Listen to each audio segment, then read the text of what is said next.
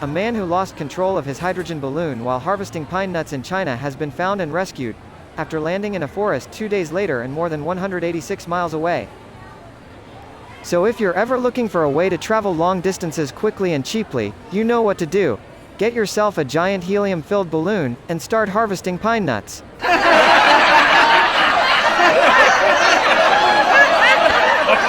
The man, surnamed Hu, had been working alongside a colleague on Sunday in Heilongjiang County, Heilongjiang Province, when they lost control of the balloon. While his colleague jumped to safety, Hu missed his chance and drifted away. So the moral of the story is, always have a backup plan, and never put all your pine nuts in one basket.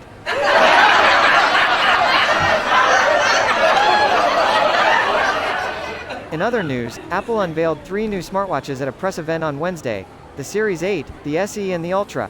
At the high end, the Ultra model is designed to help users track endurance training, scuba diving adventures and triathlons. So if you're looking for a watch that will help you track your next nervous breakdown, the Ultra is probably the one for you.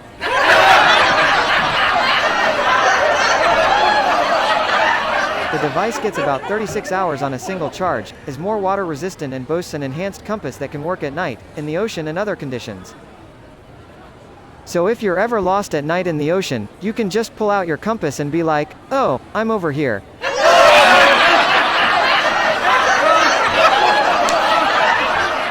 Just saw this. Over the past several months, Coca-Cola has rolled out a number of curious products: Coca-Cola Starlight, Bite and Dreamworld. For each of the limited-time flavors, the beverage company offered high-concept descriptions of an experience, rather than specific flavors. For Coke, the mystery is the point. So if you're looking for a new flavor of Coke, just go to your local store and ask for the one that tastes like regret.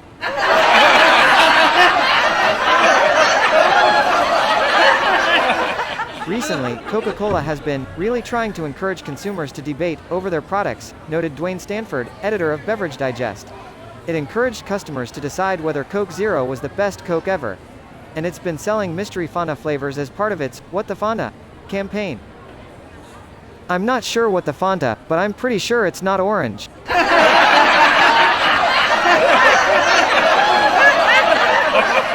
CNN writes, having invested hundreds of millions in mounting a series version of The Lord of the Rings, Amazon has gotten its money's worth in production values but not storytelling.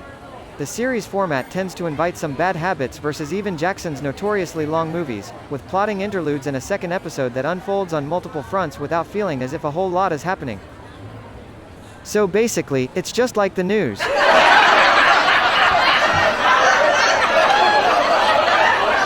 Enthusiasts of J.R.R. Tolkien's world will no doubt be tempted to luxuriate in the centuries-spanning approach to this tale, which picks up with an extended prologue regarding a vast and costly battle with the forces of Sauron.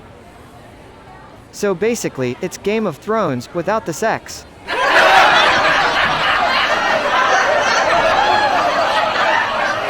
Did you hear? Google is reportedly tightening its belt when it comes to certain employee perks.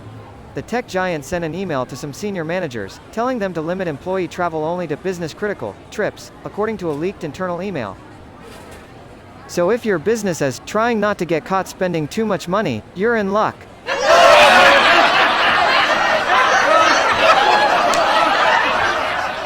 Google's top brass reportedly told executives that moving forward, there would be a high bar for what is considered critical travel. Social functions, team off-sites, and travel to in-person events that offer a virtual option should no longer be approved. I guess they're really trying to cut down on the number of Googlers who end up in the Mile High Club.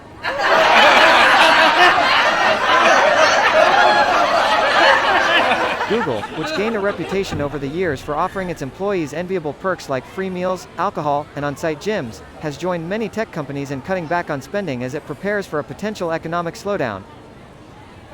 So if you're looking for a job at Google, I wouldn't recommend listing enjoys free food and drink as one of your skills.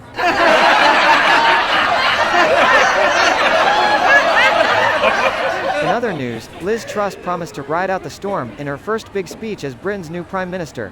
Truss pledged action in a matter of days on the energy crisis, and put cutting taxes and boosting growth atop her priorities too.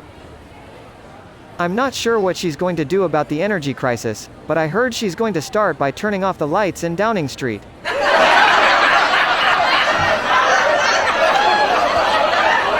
Tuesday was a busy and country-spanning day for Britain's new leader. Truss met the Queen in Scotland to seal her promotion, and enjoyed a set-piece introduction outside the black door of number 10. I'm sure the Queen was thinking, "Oh God, not another one."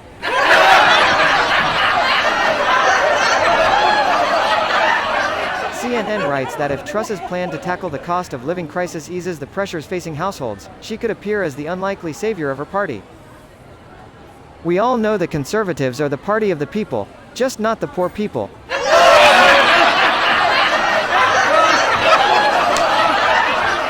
Just saw this. There are a number of destinations around the world famed for the longevity of their residents. In Japan, Okinawa's sprightly centenarians have earned it the nickname, Land of the Immortals. Campo de Mele, Italy's village of eternity, is testament to the Mediterranean diet. There must be something in the water, because I can't even get my goldfish to live more than a year.